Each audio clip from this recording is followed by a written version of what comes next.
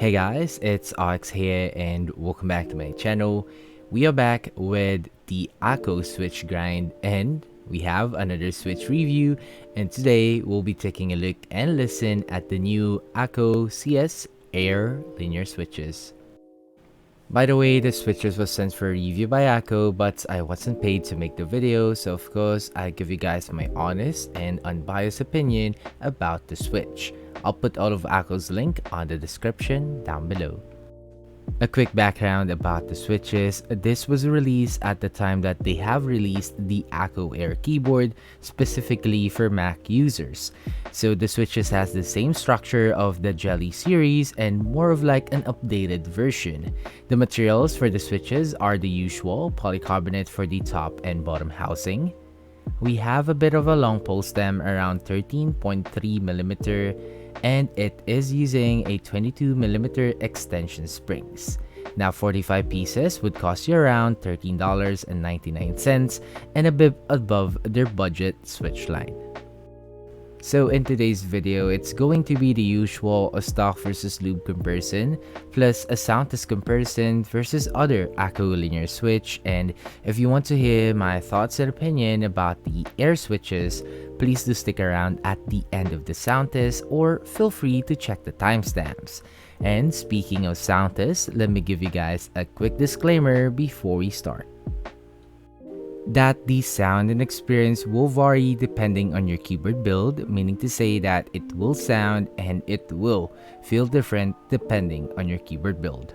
We'll be using, of course, the Vega65 with a polycarbonate plates, a plate foam, and no case foam. Switches was lube with a 205 grade 0, and the keycaps that was used was a PBT set. So with all that out of the way, please do enjoy the sound test on the Akko CS Air switches.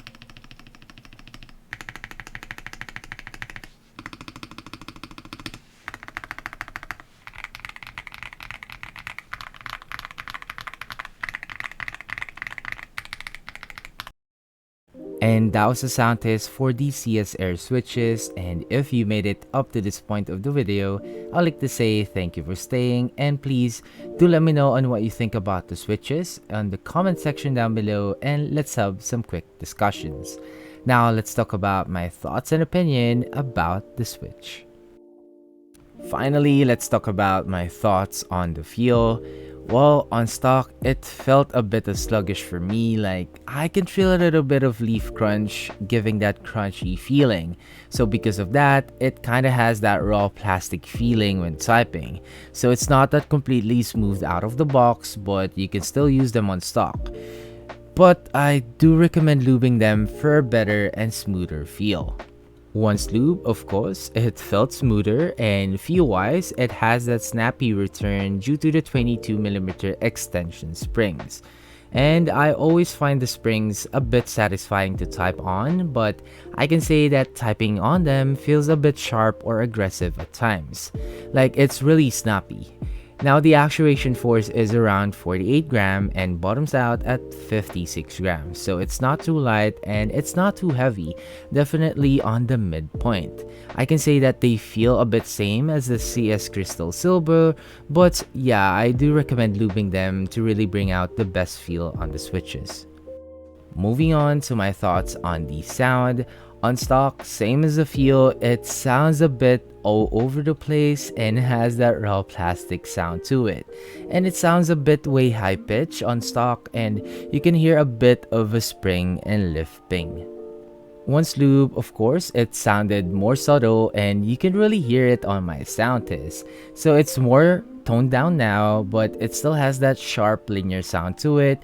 But honestly, I like how sharp they sound. Some of you might find it a bit aggressive, but I can say that it has more on that clacky, really clacky sound profile signature of Akko, especially with the extension springs that was used on the switches. I honestly don't mind using them on a daily in terms of the sound profile. Overall, I can say that the switches are actually good, but I would still recommend lubing them to bring out the full potential in terms of the sound and feel, and I can say that they sound a bit more solid than the previous CS Crystal Silvers.